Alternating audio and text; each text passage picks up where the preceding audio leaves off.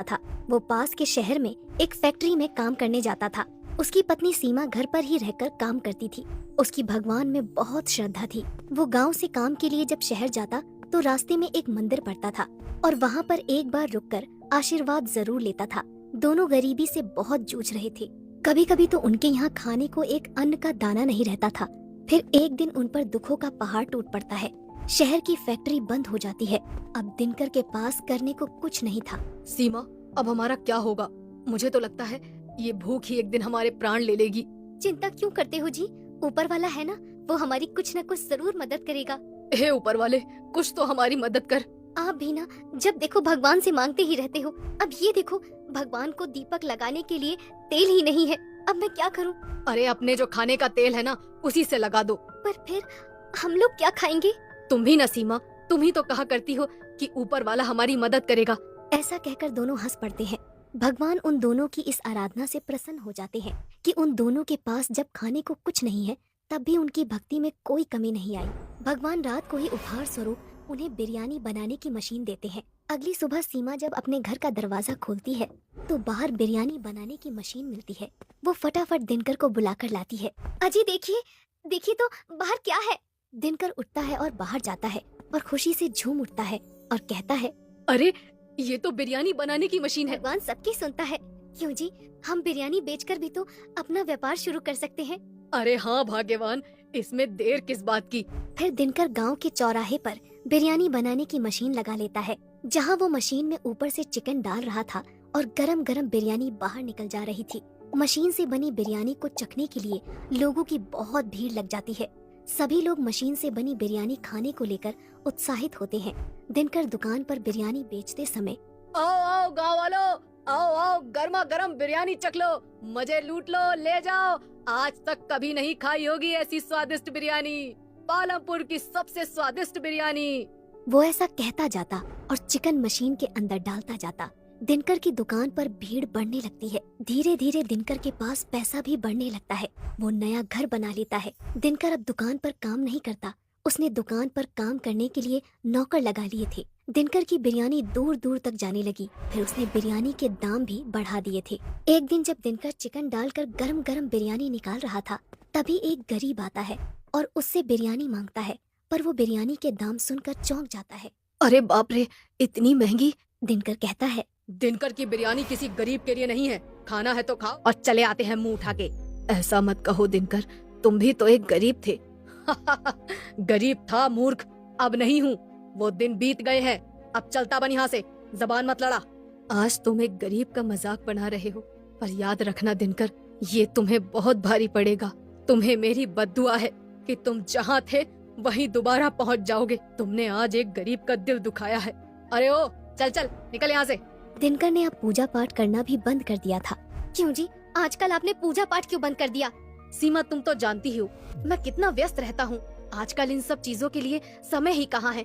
भगवान मेरे से वैसे ही बहुत खुश है। तुम देख तो रही हो ना, लक्ष्मी माता की कृपा कितनी है हम लोगों पर। आज हमारे पास क्या नहीं है? घर है, जमीन है, दुकान है, काम करने के लिए नौकर भी है। भला भगवान की कृपा नहीं है तो ये सब क्या है? तुम बिल्कुल फिक्र मत करो सीमा, भगवान मुझसे बहुत खुश है। ऐसा नहीं है जी, व्यस्त तो हम सभी रहते हैं, पर हमें भगवान को कभी नहीं भूलना चाहिए, क्योंकि ये सब तो उन्हीं का दिया है ना। सीमा, अब तुम मेरा दिमाग मत खाओ। मुझे मत सिखाओ कि मुझे क्या करना चाहिए। तुम खाना लगाओ, मुझे खाना दो।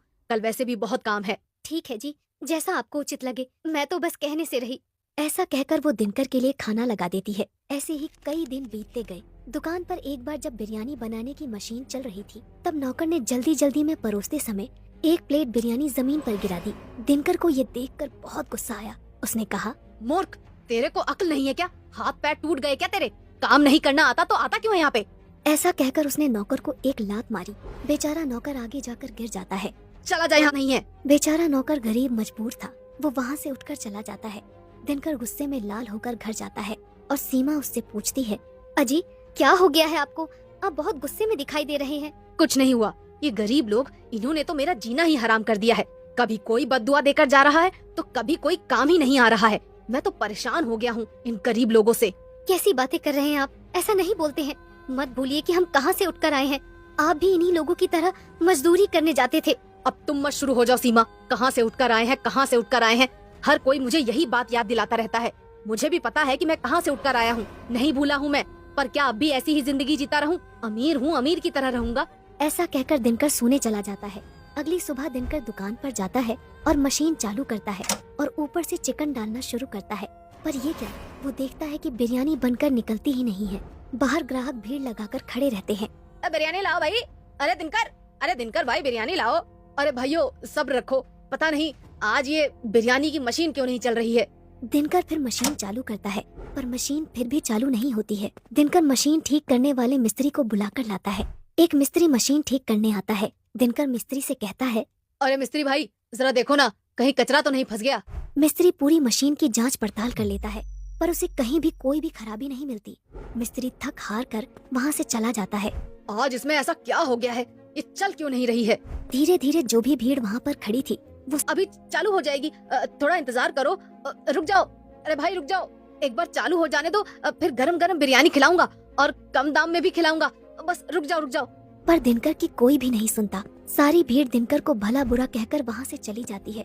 दिनकर उस मशीन को कई बार चालू करता है पर मशीन चालू नहीं होती।